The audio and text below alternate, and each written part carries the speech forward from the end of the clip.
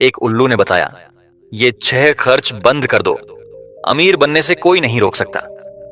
क्या आप जानते हैं कि हमारे धर्म ग्रंथों में धन की देवी महालक्ष्मी का वाहन उल्लू को माना गया है।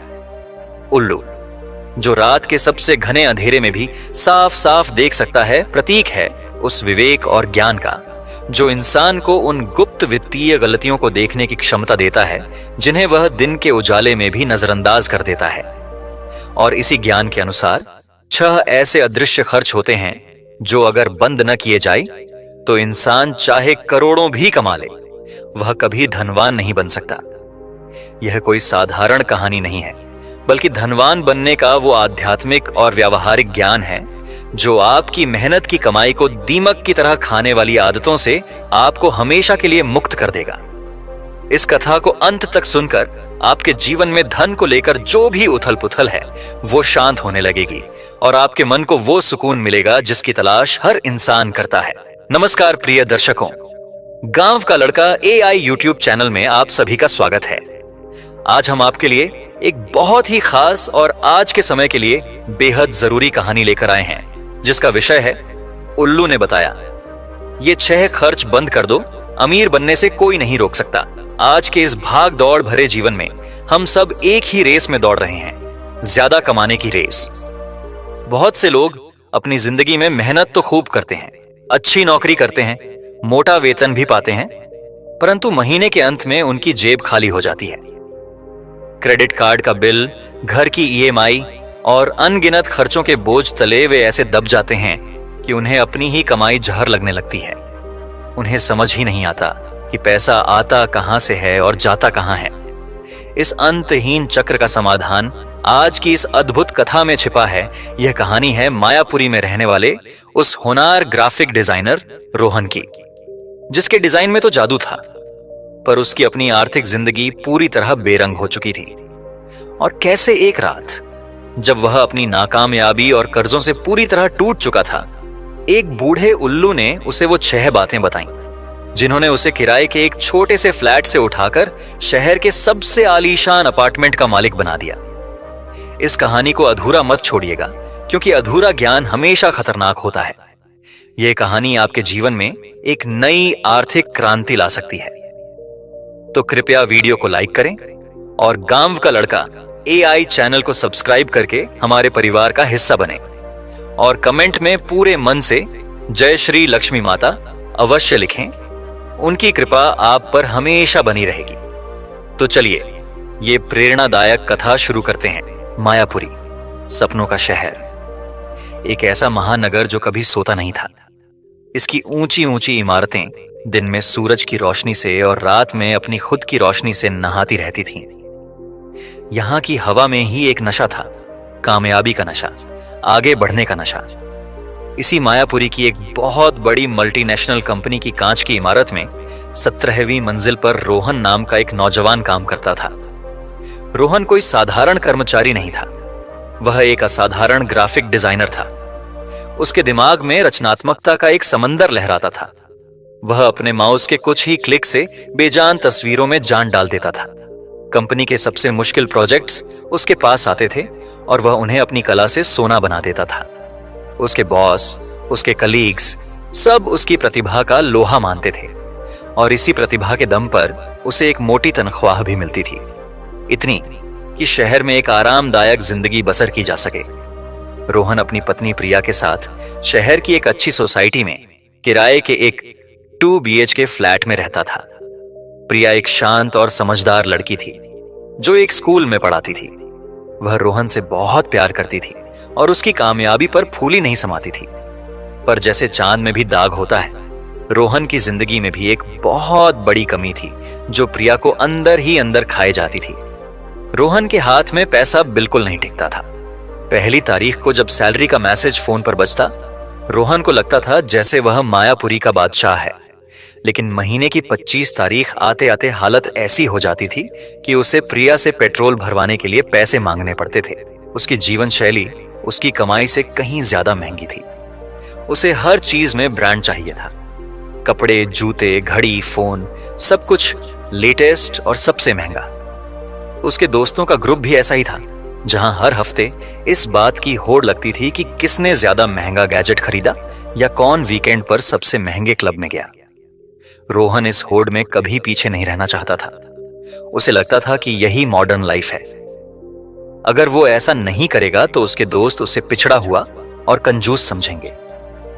प्रिया उसे अक्सर समझाने की कोशिश करती। एक रात जब रोहन एक बहुत महंगी घड़ी ऑनलाइन ऑर्डर कर रहा था, प्रिया उसके पास आकर बैठी। उसने धीरे से कहा, रोहन, क्या हमें सच में इस घड़ी की जरूरत है? तुम्हारी पिछली घड़ी भी तो बिल्कुल नई है। देखो, हमारे 3 क्रेडिट कार्ड्स के बिल हर महीने बढ़ते जा रहे हैं। हम चाहें तो हर महीने थोड़ा थोड़ा बचाकर अपने घर के डाउन पेमेंट के लिए पैसा जमा कर सकते हैं। अपना घर हो तो कितना अच्छा हो, है ना? रोहन ने लैपटॉप से नजर हटाए बिना जवाब दिया। प्रिया, तुम फिर शुरू हो गई। अरे, मैं इतनी मेहनत किस लिए करता हूं? अपनी लाइफस्टाइल मेंटेन करने के लिए ही ना। और ये घड़ी इन्वेस्टमेंट है, इससे मेरी प्रोफाइल अच्छी लगेगी। तुम बेकार की चिंता करती हो, मैं सब संभाल लूंगा। प्रिया चुप हो जाती। वह जानती थी कि बहस करने का कोई फायदा नहीं है। रोहन अपनी एक अलग ही दुनिया में जीता था। एक ऐसी दुनिया जो सोशल मीडिया पर लाइक और कमेंट से चलती थी। वह अपनी हर छोटी बड़ी खरीद, हर रेस्टोरेंट का बिल, हर पार्टी की तस्वीरें ऑनलाइन पोस्ट करता और फिर घंटों बैठकर उन पर आए लाइक्स गिनता रहता। उसे लगता था कि जितने ज्यादा लाइक उतनी ही ज्यादा उसकी इज्जत है। यह सिलसिला चलता रहा। कर्ज का अदृश्य जाल मकड़ी के जाले की तरह उन्हें चारों ओर से कसता जा रहा था। अब तो हालत यह हो गई थी कि रोहन एक क्रेडिट कार्ड का बिल चुकाने के लिए दूसरे कार्ड से कैश निकालता और फिर उस दूसरे कार्ड का बिल चुकाने के लिए तीसरे का इस्तेमाल करता। वह एक ऐसे चक्रव्यूह में फंस चुका था जिससे बाहर निकलने का कोई रास्ता उसे नहीं दिख रहा था। इस तनाव का असर अब उसके काम पर भी दिखने लगा था। जिस रोहन को कभी किसी काम में गलती के लिए टोका नहीं गया था, अब उसे छोटी छोटी गलतियों के लिए मीटिंग्स में डांट पड़ने लगी थी। तभी एक दिन उसकी जिंदगी में उम्मीद की एक किरण आई। उसकी कंपनी को एक बहुत बड़े अमेरिकी क्लाइंट से एक प्रोजेक्ट मिला। यह एक नई बेवरेज कंपनी की पूरी ब्रांडिंग का काम था, शुरू से लेकर अंत तक। यह प्रोजेक्ट इतना बड़ा और महत्वपूर्ण था कि कंपनी के डायरेक्टर ने खुद सारे डिजाइनर्स की मीटिंग बुलाई। मीटिंग में जब रोहन ने अपना शुरुआती आइडिया प्रेजेंट किया तो अमेरिकी क्लाइंट उससे इतना प्रभावित हुआ कि उसने शर्त रख दी कि यह पूरा प्रोजेक्ट सिर्फ रोहन ही लीड करेगा। यह रोहन के करियर का सबसे बड़ा मौका था। इस प्रोजेक्ट की फीस इतनी थी कि अगर वो मिल जाती तो रोहन के सारे कर्जे एक झटके में उतर सकते थे और उसके बाद भी अपने घर के डाउन पेमेंट के लिए एक मोटी रकम बच सकती थी। रोहन ने यह मौका हाथ से जाने नहीं दिया।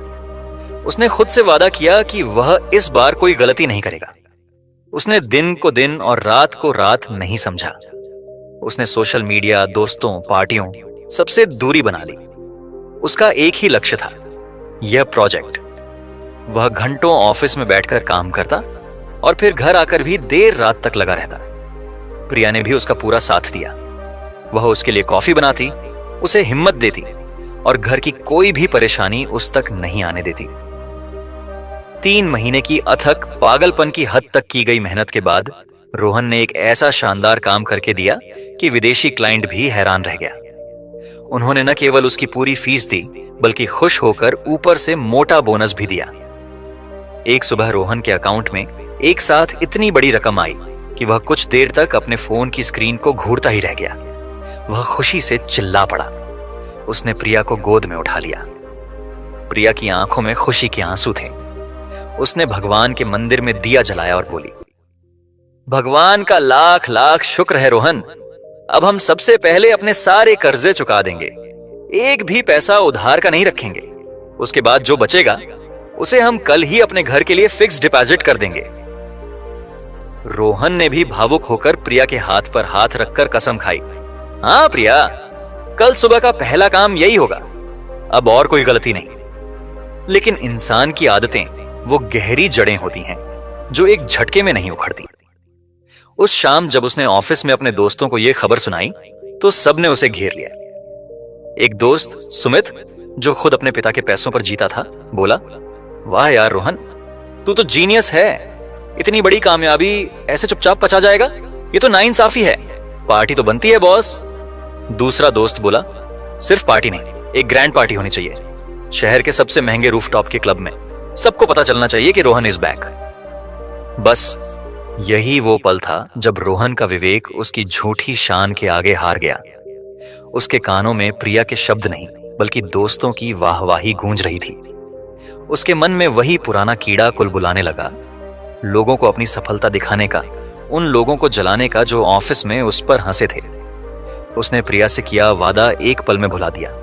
उसने उसी वीकेंड पर शहर के एक 5 स्टार होटल की छत पर एक आलीशान पार्टी रखी। उस पार्टी में उसने पानी की तरह पैसा बहाया, महंगे से महंगा खाना, विदेशी शराब और मशहूर डीजे। उसने अपने उन दोस्तों पर महंगे तोहफे भी लुटाए जिन्होंने उसे उकसाया था। पार्टी की तस्वीरें सोशल मीडिया पर छाई हुई थीं। रोहन हाथ में शैंपेन का गिलास लिए ऐसे घूम रहा था मानो वह दुनिया का सबसे सफल इंसान हो। पार्टी के बाद जो पैसे बचे उनसे उसने वह लग्जरी घड़ी खरीद ली जिसका सपना वह हमेशा देखता था, और बाकी बची एक बड़ी रकम उसने सुमित की सलाह पर बिना कोई रिसर्च किए शेयर बाजार में लगा दी। सुमित ने उसे यकीन दिलाया था कि बस 15 दिन में यह पैसा दोगुना हो जाएगा। उसने घर आकर प्रिया से झूठ कहा कि उसने सारा कर्ज चुका दिया है और बाकी पैसे एफडी में डाल दिए हैं। प्रिया उस पर विश्वास करके बहुत खुश थी, लेकिन झूठ के पांव नहीं होते। कुछ ही दिनों बाद शेयर बाजार बुरी तरह से गिर गया और रोहन के सारे पैसे डूब गए। उसे कुछ समझ नहीं आया कि क्या करे। इधर क्रेडिट कार्ड कंपनियों के फोन आने शुरू हो गए। जब रोहन ने फोन उठाना बंद कर दिया तो एक दिन 2 रिकवरी एजेंट सीधे उसके ऑफिस पहुंच गए। उन्होंने सबके सामने उसे इतना अपमानित किया, इतना भला बुरा कहा कि रोहन का चेहरा शर्म से लाल हो गया। यह बात पूरी कंपनी में आग की तरह फैल गई। जिस ऑफिस में लोग उसकी इज्जत करते थे, वहीं अब उसके पीछे कानाफूसी कर रहे थे। उस रात जब वह घर लौटा तो दरवाजे पर मकान मालिक खड़ा था, जो पिछले 2 महीने का किराया मांग रहा था। प्रिया को जब सारी सच्चाई पता चली तो वह पत्थर की मूर्ति बन गई। उसके पास रोने के लिए आंसू भी नहीं बचे थे। रोहन की आंखों में शर्म नहीं, अपनी बेबसी का गुस्सा था। वह प्रिया पर ही चिल्लाने लगा, यह सब तुम्हारी वजह से हुआ है। तुम हमेशा मुझे टोकती रहती हो। तुम्हारी निगेटिविटी की वजह से मेरा भाग्य खराब हो गया है। उस रात घर में इतना झगड़ा हुआ कि पड़ोसियों ने दरवाजा खटखटा दिया। रोहन गुस्से में कार की चाबी उठाकर घर से बाहर निकल गया। वह पूरी तरह से हार चुका था। नौकरी पर खतरा, सिर पर कर्ज का पहाड़ और प्रिया का टूटा हुआ विश्वास। उसे कुछ समझ नहीं आ रहा था कि वह कहां जाए। वह रात के अंधेरे में गाड़ी चलाता रहा और शहर के उस हिस्से में पहुंच गया जहां एक बहुत पुराना और शांत पार्क था। यह पार्क जैसे मायापुरी के सीने पर एक पुराना घाव था जिसे सब भूल चुके थे। वह गाड़ी सड़क पर खड़ी करके पार्क के अंदर चला गया। यहां शहर का शोर बिल्कुल नहीं था, सिर्फ झींगुरों की आवाज और पत्तों की सरसराहट थी। वह एक पुराने घने बरगद के पेड़ के नीचे एक टूटी हुई बेंच पर जाकर बैठ गया और फिर वह एक छोटे बच्चे की तरह फूट फूट कर रोने लगा। वह अपनी किस्मत को, अपने दोस्तों को, अपनी कंपनी को, सबको कोस रहा था सिवाय अपनी गलतियों के। क्यों? मेरे साथ ही ऐसा क्यों होता है? मैं इतनी मेहनत करता हूं, फिर भी नतीजा हमेशा यही होता है। मैं इस जिंदगी से थक गया हूं। वह रो रहा था कि तभी उसे एक भारी, शांत और बहुत गहरी आवाज सुनाई दी, क्योंकि तुम दौलत के दुश्मन हो। तुम मेहनत से उसे अपने घर बुलाते हो और फिर अपनी मूर्खता से उसका अपमान करके उसे भगा देते हो। रोहन ने चौंक कर आवाज की दिशा में देखा। पेड़ की एक मोटी डाल पर एक बड़ा सा उल्लू बैठा था। रात के घने अंधेरे में उसकी बड़ी बड़ी सुनहरी आंखें अंगारों की तरह चमक रही थीं। उसे देखकर ऐसा लग रहा था जैसे वह कोई साधारण पक्षी नहीं, बल्कि कोई तपस्वी हो जो सदियों से यहां ध्यान में बैठा हो और दुनिया को देख रहा हो। रोहन को अपनी आंखों पर यकीन नहीं हुआ। उसे लगा कि शायद तनाव के कारण उसे वहम हो रहा है। उल्लू फिर बोला, यह तुम्हारा वहम नहीं है रोहन। मैं इस शहर को तब से देख रहा हूं जब यहां तुम्हारी ये कांच की इमारतें वो नहीं, घने जंगल हुआ करते थे। मैंने राजाओं को रंक और रंक को राजा बनते देखा है, और तुम्हारी कहानी भी उनसे अलग नहीं है। रोहन डर और आश्चर्य से खड़ा हो गया। उसके मुंह से शब्द नहीं निकल रहे थे। उसने कांपते हाथों को जोड़कर कहा, आप कौन हैं? उल्लू ने कहा, यह जरूरी नहीं है। जरूरी यह है कि तुम अपनी गलती मानना सीखो। तुम अपनी गरीबी के लिए अपनी किस्मत को नहीं, अपनी आदतों को दोष दो। लक्ष्मी उसी घर में वास करती है जहां उनका सम्मान होता है, और तुम हर महीने अपनी मेहनत की कमाई का अपमान करते हो। तुम उसे उन चीजों पर लुटाते हो जिनकी तुम्हें जरूरत नहीं, उन लोगों पर लुटाते हो जो तुम्हारे सगे नहीं। बताओ, क्या मैं गलत कह रहा हूं? रोहन को जैसे किसी ने आईना दिखा दिया हो। उल्लू का हर शब्द सच का एक तीर था जो सीधे उसके दिल में लग रहा था। उसकी आंखों से पश्चाताप के आंसू बहने लगे। वह घुटनों के बल जमीन पर बैठ गया। आप सच कह रहे हैं, गलती मेरी ही है। मैं हमेशा दूसरों को दिखाने के चक्कर में अपना ही नुकसान कर बैठता हूं। मैं इस दलदल से बाहर निकलना चाहता हूं, पर मुझे कोई रास्ता नहीं सूझ रहा। मैं पूरी तरह से हार चुका हूं। कृपया मेरा मार्गदर्शन करें।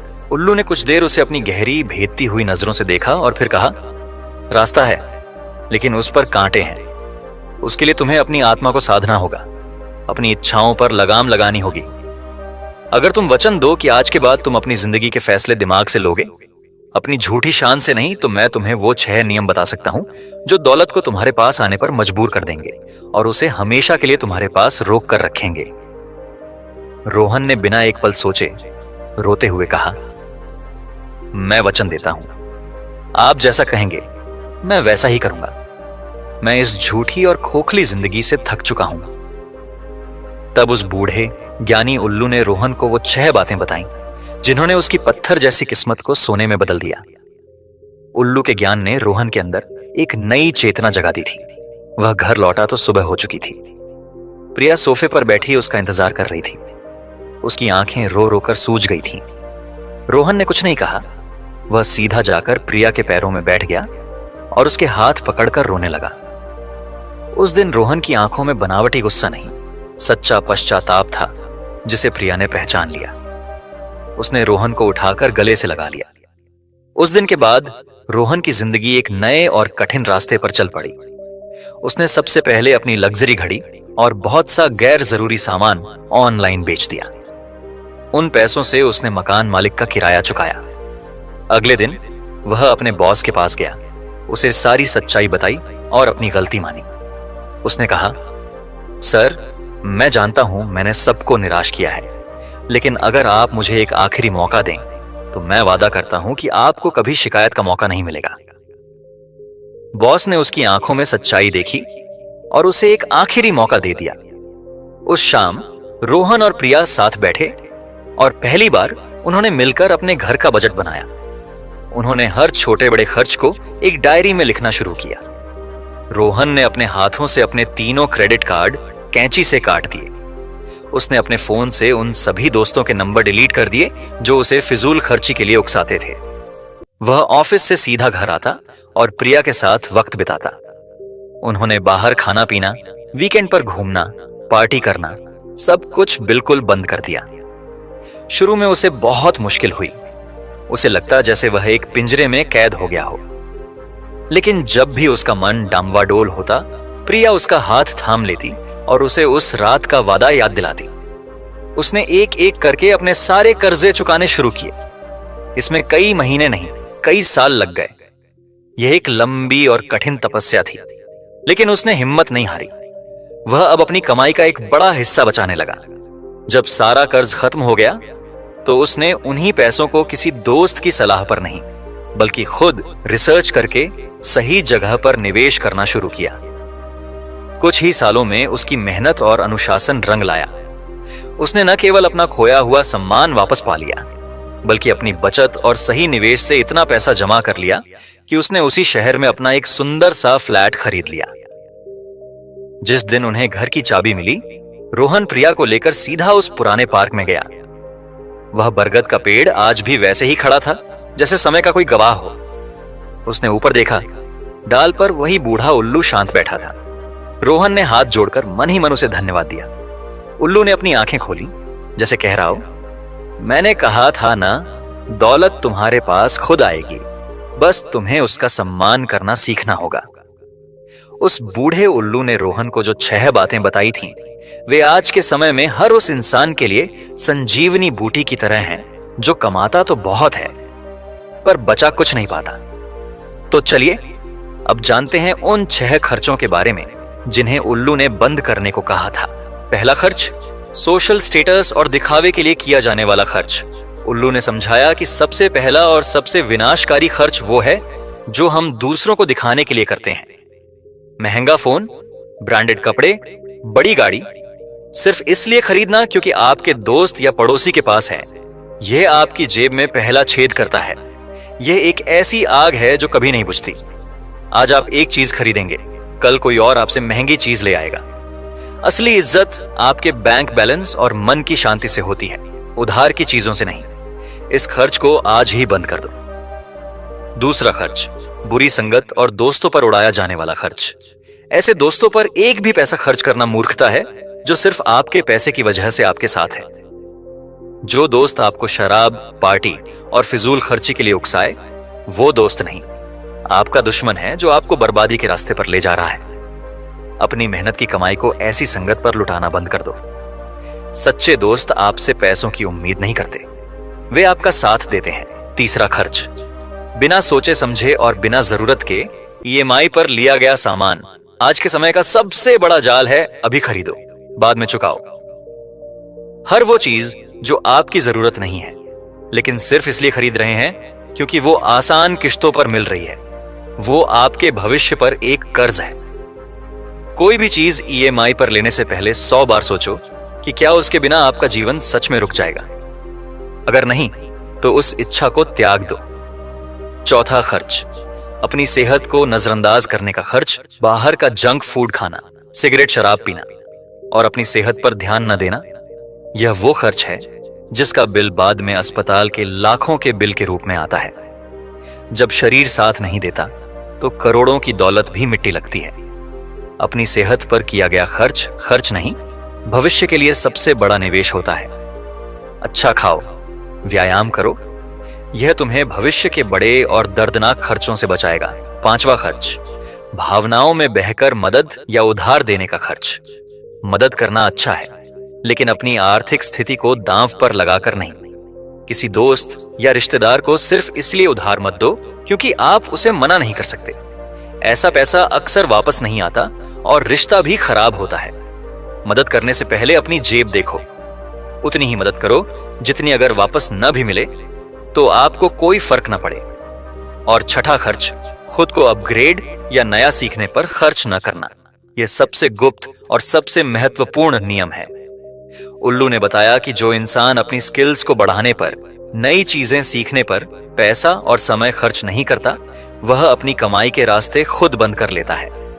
आपकी नौकरी या बिजनेस हमेशा एक जैसे नहीं रहेंगे। समय के साथ खुद को बेहतर बनाने पर खर्च करो। अपनी नॉलेज पर किया गया निवेश आपको सबसे ज्यादा और जीवन भर का रिटर्न देता है। एक कोर्स, एक किताब या एक सेमिनार पर खर्च किया गया पैसा आपको भविष्य में लाखों कमाकर दे सकता है। यह थे वो 6 नियम। यह कहानी हमें सिखाती है कि आर्थिक आजादी सिर्फ सैलरी के नंबरों से नहीं बल्कि हमारे वित्तीय अनुशासन और समझदारी से आती है।